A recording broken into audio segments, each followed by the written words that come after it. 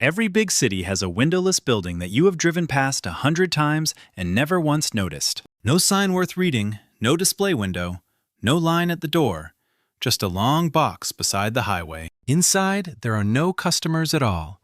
No salespeople, no registers, no managers in pressed shirts, no back office, just corridors of identical metal doors.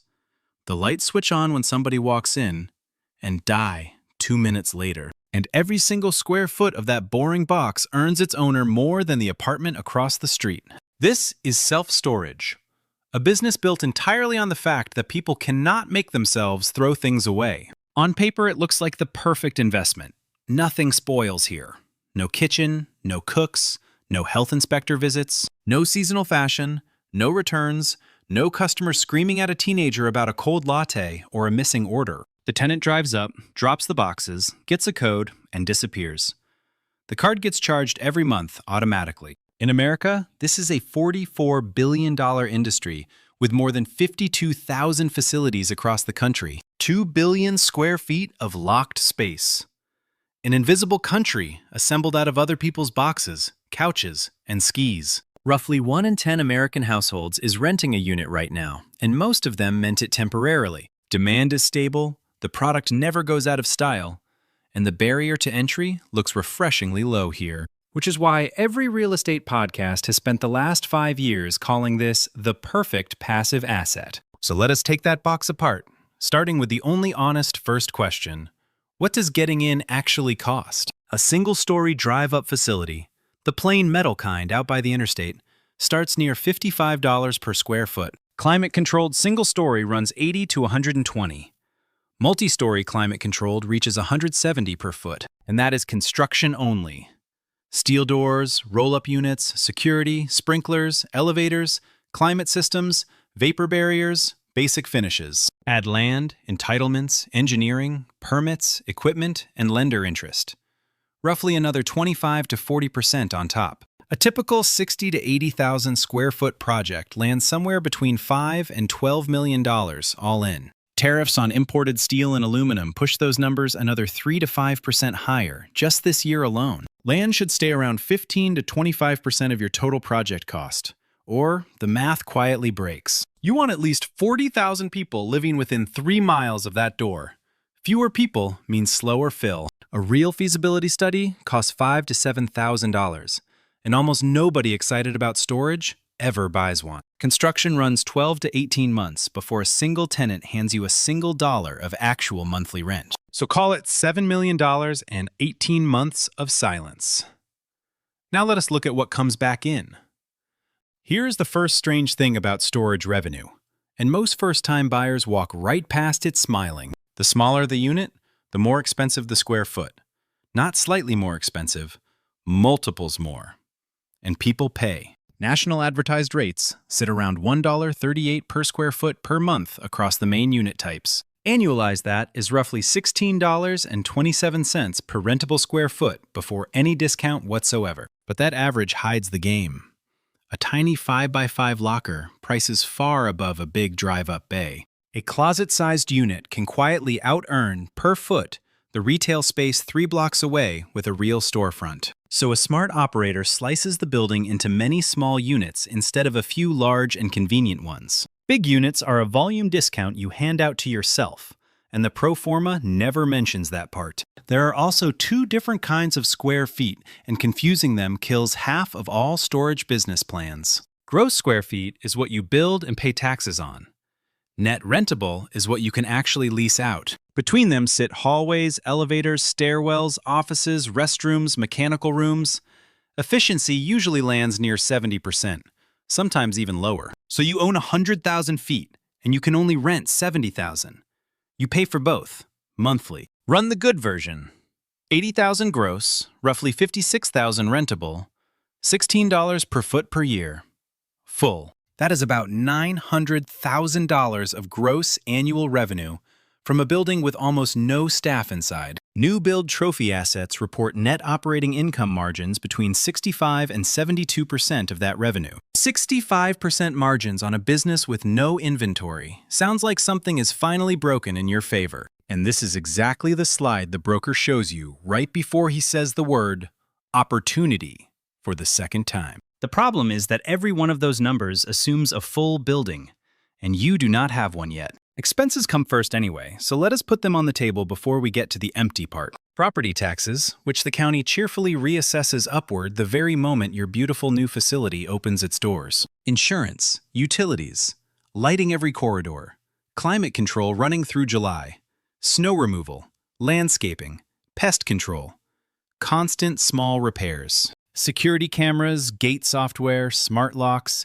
the app your tenant opens the door with, and the subscriptions behind it. Third-party management typically takes around 6% of revenue, and the genuinely good operators are worth every cent. And marketing, permanently, because storage customers come from a map search and pick whoever is closest and cheapest today. Add all of that up, and a well-run facility keeps roughly 2/3 of its revenue as profit. Which still sounds excellent, right until you remember that 2/3 of an empty building is still nothing. Now, the part the spreadsheet always gets wrong. The part the industry calls lease up with a completely straight face. You spent the money, the doors are open, 600 units are empty, 600 people do not appear. 3 appear, then 5, then 2 more, one of whom moves out the week his renovation is finally finished. Lease up in America used to take about 2 years. It now routinely takes 3 and sometimes 4 full years. That entire time, the building loses money. The loan is due, the lights are on, the corridors stay quiet. That is not delayed profit. That is a separate pile of cash you must have before you ever break ground. It is called working capital, and it is the most commonly forgotten line in an excited investor's whole model. Between 70 and 90% of planned projects were paused or canceled during the recent normalization of this market. Not because storage is a bad business, because the money ran out before the hallways filled with strangers' furniture, and there is exactly one lever that fills a building faster, and it points straight back at you again. Discounts. Open any operator's website. First month free. Half off. 50% off 6 months prepaid ending Sunday night. Free truck with your move-in. No deposit, no administration fee. Reserve online in 90 seconds with zero commitment. The gap between the advertised street rate and what tenants actually pay widened from 6% to 43%. So a customer moves in at roughly half the number you proudly typed into your revenue projection last spring, which raises the question that separates a real operator from a spectator. Why give away half and still win? Because this business does not sell what the sign out by the road says it sells. Not even close. It does not sell square feet. Square feet are just the packaging carefully wrapped around the actual product inside. The real product is permission to not decide, to not choose, not sort, not discard, and not finish anything. People rent storage during the worst weeks of their lives: divorce, death, relocation, renovation, foreclosure, an unexpected forced move. A parent dies. A small business closes. A baby arrives. A couple moves in together with 2 of everything. In those weeks, objects have no price at all. There is one question only: where does all this go tonight? And the easiest answer ever invented is a unit. Just for a couple of months, until I sort it out. Temporarily is the most profitable word in this entire industry. The whole economic model quietly rests on that word, because in 2 months, nothing gets sorted. In 6 months, nothing gets sorted. In 3 years, still absolutely nothing. Moving out means renting a truck, taking a day off, finding help, opening every box, judging every single object. It means admitting the china will never be used, that the treadmill has definitively and permanently lost its war, that the old business is not restarting, that the crib is not needed again. That is grief, not logistics. Paying for another month is 2 taps in an app and 0 uncomfortable thoughts. So the tenant calmly pays. He is not buying storage. He is buying postponement. He is renting the right to avoid one specific conversation. And now that generous move and discount stops looking like a loss and starts looking like a deliberate purchase. A cheap first month removes the only real barrier: hesitation. After that, plain human inertia does all the selling. Because month 2 is charged at the full price. So is month 3. So is month 27, incidentally. Then comes the tool this whole industry actually runs on: the rate increase applied to the customers already inside. Every few months, the price for people who already moved in quietly rises. A letter, a notification, a new number. 8%. Then another 10. Then a little more. Not for new tenants shopping online, specifically for old ones. The logic is simple and fairly merciless. To escape the increase, a tenant must physically remove everything he stored there. Truck, helpers, a lost Saturday, every box opened, a cheaper facility found. All of that costs more than the increase. So he stays. And he keeps paying.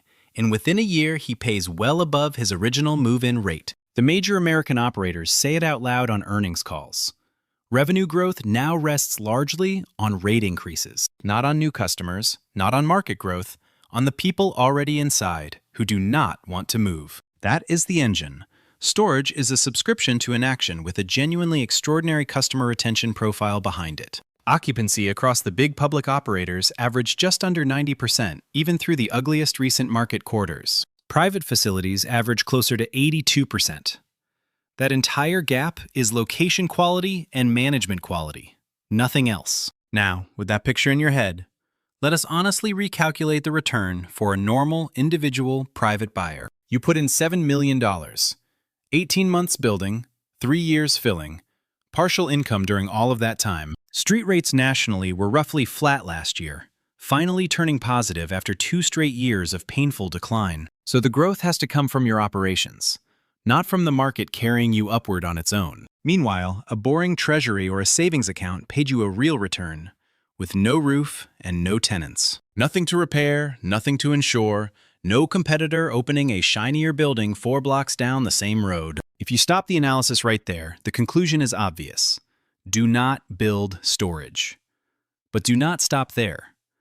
Because storage owners do not actually make their money where the rent calculator is so politely looking for it. Rent is not the profit.